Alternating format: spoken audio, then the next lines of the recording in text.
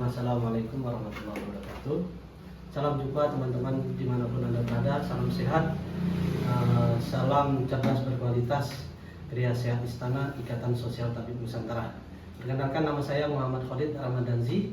Alhamdulillah saya belajar bekam ini sejak tahun 2009. Yang pertama kali mengajarkan saya itu namanya Ustadz Suwardi Sehan. Ustadz Suwardi Sehan itu beliau adalah ustadz saya waktu saya mondok di pesantren, pondok pesantren Takmirul Islam. Nah, seiring waktu berjalan kami praktek. Setelah praktek beberapa santri kami panggil, kemudian kami bekam. Akhirnya terlatih dan terbiasa. Setelah itu, pada saat itu luluslah kami, kemudian diminta pengabdian di pondok pesantren saat itu 2011. Kemudian saat itu ada pelatihan bekam. Sebelum pelatihan bekam itu kita mengundang ustadz dari Pondok Modern Gontor, namanya Ustadz Sinwanun. Nah, Ustadz Sinwanun inilah yang mengajarkan kami mengupgrade ilmu tentang bekam. Nah, kemudian 2012 kami juga diminta oleh Pondok Pesantren Takmirul Islam untuk belajar lagi, mengupgrade tentang ilmu titik-titik sunnah, kemudian sterilisasi, kemudian cara untuk memantik dari pantikan, kemudian juga dengan sayatan. Nah, di Asosiasi Bekam Indonesia. Nah, seiring waktu berjalan, alhamdulillah dengan aktivitas kuliah, dengan aktivitas kesehari-hari mengajar di pondok pesantren, juga kami membekam. Nah, setelah membekam tahun sebelum Covid 2001 saat itu, 2001 kan Covid, berarti sekitar kurang lebih 2020 2021 sekitar itu kita belajar kembali setahun setengah kurang lebih di Mojokerto. Nah, disinilah pusat GSI, Gria Sehat Istana. Beliau adalah Ustadz Burhan, salah satu pendiri daripada Gria Sehat Istana. Nah, kami belajar berkaitan tentang ilmu-ilmu bekam yang berkaitan dengan penyakit berat. Apa saja penyakit berat itu? Penyakit berat itu salah satunya stroke, kemudian saraf kejepit, kemudian bilpasi, autoimun dan lain sebagainya. Banyak sekali penyakit-penyakit berat. Di situ kami belajar. Untuk alat dan bahan kita biasa tentu menggunakan alat kop yang sudah modern. Yang mana kalau zaman dahulu itu pakai tanduk.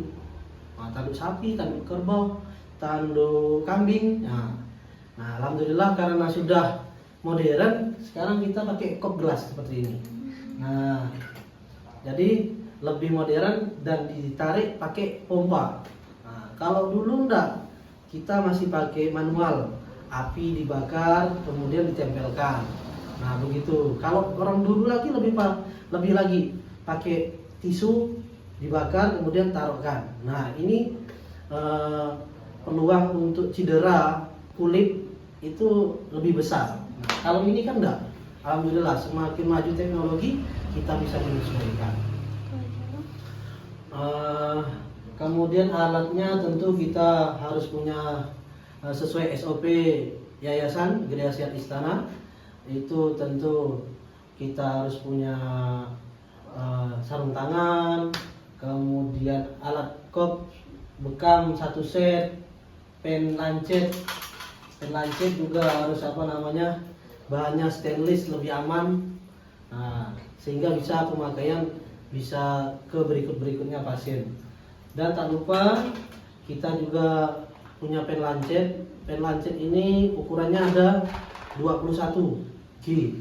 Nah, 21 G ini untuk standar manusia Indonesia.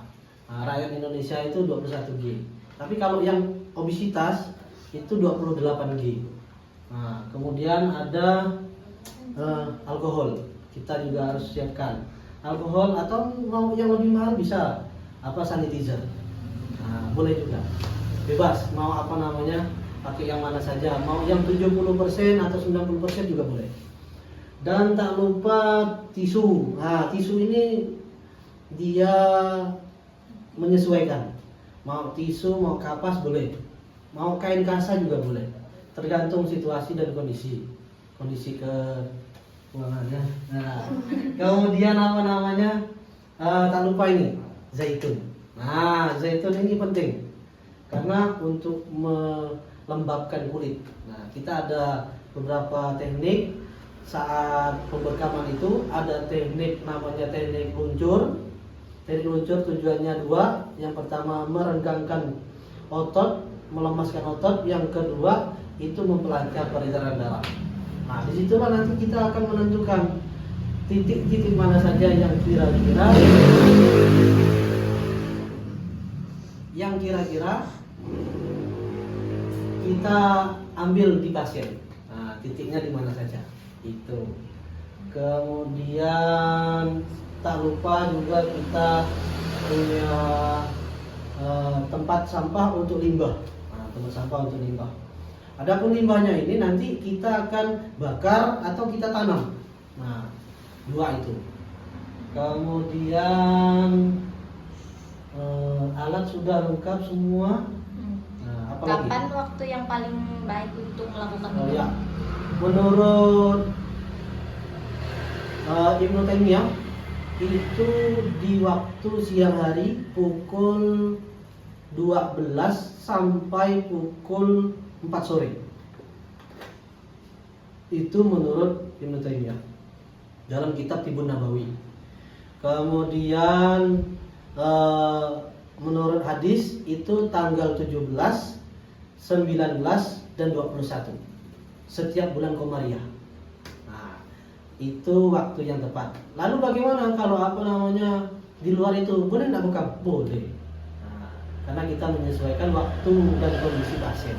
Baiklah, terima kasih banyak. Mudah-mudahan kita bisa berjumpa kembali di lain waktu dan kesempatan. Sampai ketemu. Salam sehat, cerdas, berkualitas.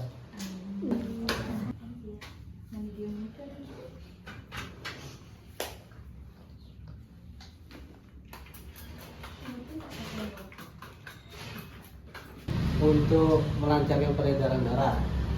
Fungsi kedua untuk merenggangkan, melemaskan otot. Ini rasanya enak sekali ini, kayak dipijat di bawah ya. Oh kan, dah keluar semua dah ini.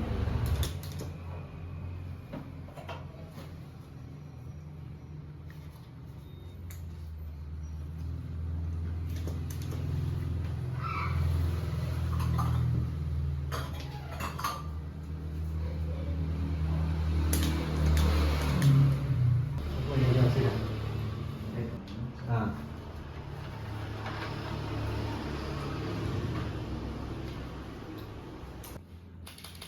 untuk mengumpulkan darah-darah kotor yang ada di dalam. Kemudian yang kedua untuk memati rasakan. Nah, jadi kita ada waktu 7 detik untuk memantik agar tidak terasa sakit. Nah, kenapa kok ada yang merasa sakit? Berarti satu, kemungkinan pengakopannya kurang lama. Yang kedua, itu pemantikannya kurang cepat. Nah,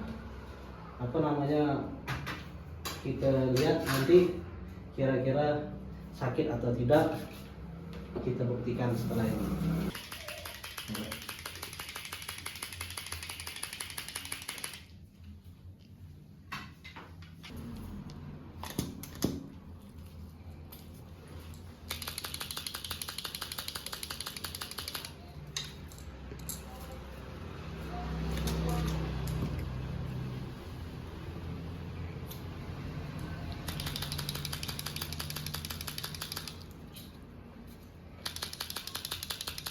Jadi clear ya.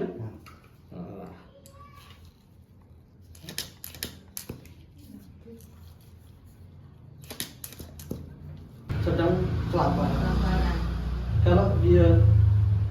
kenyang juga ada titik yang tidak diambil. Atau enggak bisa bilang ya habis makan saya ini baru 5 menit yang lalu. Oke, berarti ada titik yang tidak diambil. Nanti aman lah, pasti takkan muntah dan pasti takkan pingsan. Karena ada titik yang memang betul-betul kita hindari.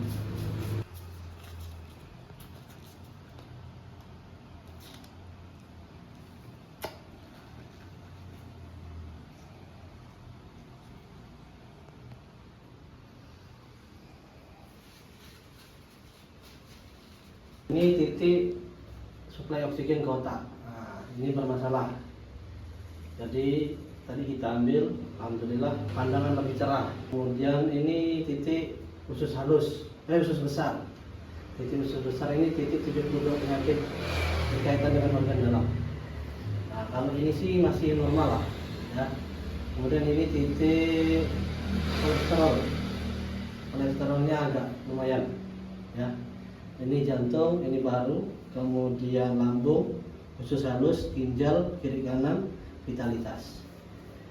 Oke, yang perlu berarti daerah sini, daerah pundak ke atas. Nah, ini yang perlu. Tapi selama ini setelah dibekam ada perubahan enggak? Nah ya, kira-kira sakit enggak bekam? Enggak kan? Berarti kalau ada keinginan lagi nggak mau bekam lagi? Oh ya, sip.